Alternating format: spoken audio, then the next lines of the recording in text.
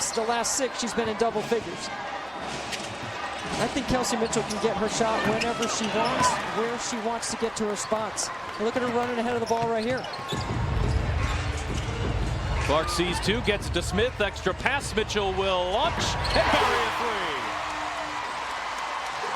3. Nobody in the league has been double teamed more than Caitlin Clark in ball screen action. And she is doing a really good job of finding the right read, and Indiana's spacing is really good off that. You want to bring 2 to the ball, Pat. Agumake muscling her way inside and finding Russell. Mercedes Russell just checked in and laid it in.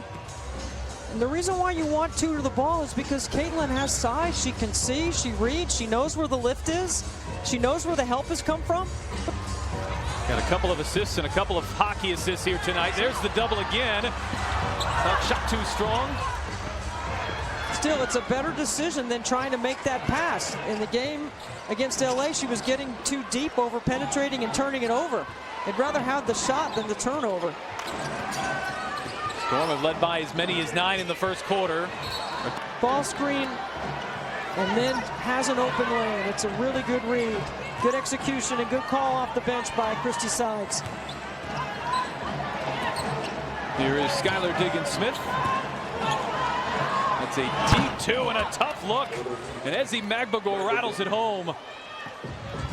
She is so fun to watch. And you remember in 2019 when she was drafted, she was so young she didn't come over and play. And then she came and played, and now she's a starter with a really good skill set. Another Australian.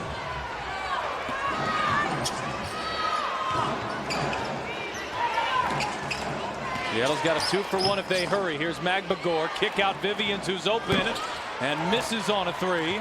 Didn't really get that 2-for-1. Just 2 seconds between the clocks. Caitlin Clark will hold here, run some time, play for the de facto final possession here of the half. Seattle has led since the opening couple of minutes. Indiana trying to close the second quarter strong.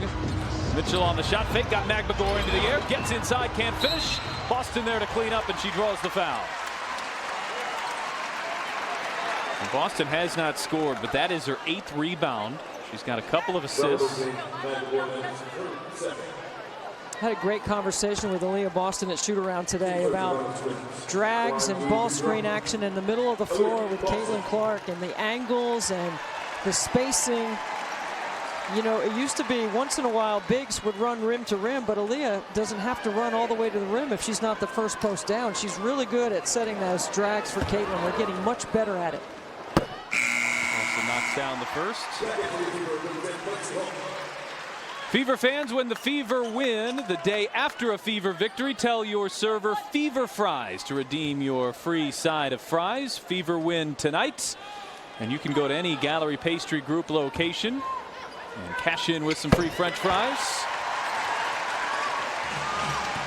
Final 3 seconds of the half. Jewel Lloyd on an outlet pass off balance. Gets it to go. It's a 16-point first half for Jewel Lloyd. And Seattle dealing the final blow of the half. Draw it up. Sideline break. Can't execute it any better. Jewel Lloyd. Looks like she has. It's got to be a lot of fun to dial it up. Samuelson straight away 3, and she cashes in on a triple. I think she is so good in the middle thirds shooting the basketball. Much better than on the wing or in the corner. Indiana got her into that spot. It is just Indiana's 6th three-pointer on the night. They're 6 of 18. Magbagor had it deflected. It finds its way out to Horston. Horston got Berger into the air, hesitates and hits. Fever have just not been able to string together stops. Seattle now shooting 59 or 59% on the evening. I mean, Jordan Horston at 6'2", playing the 3, is so long and athletic, so good defensively. And then you got 6'6" Mercedes Russell and 6'4" Ezi Magbagor. Samuelson will try it from the wing. Hit that one too. Not bad, back to back. Seattle's missed just 5 shots in the third quarter. They're 11 for 16. And this has been the story for the Fever tonight. A lot of Tuesday. They just haven't been able to string together stops when they've needed them. Smith driving on. Clark gets to the rim and finishes.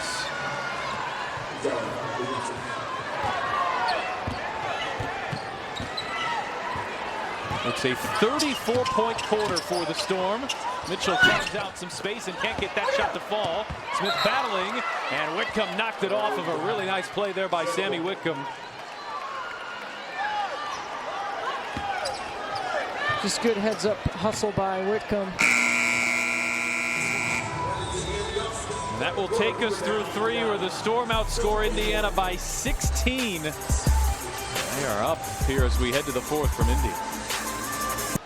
Chicago, and then they'll have a back-to-back in New York on Sunday. And then that'll be 11 games in 20 days.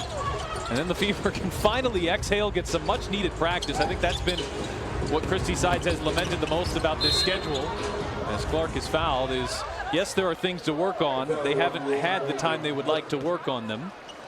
I mean, you hear a lot of pros talking about rest and reps and the difference between the two and why rest is important, but you also, in the early part of the season, you got to just clean up your schemes and your rotations, and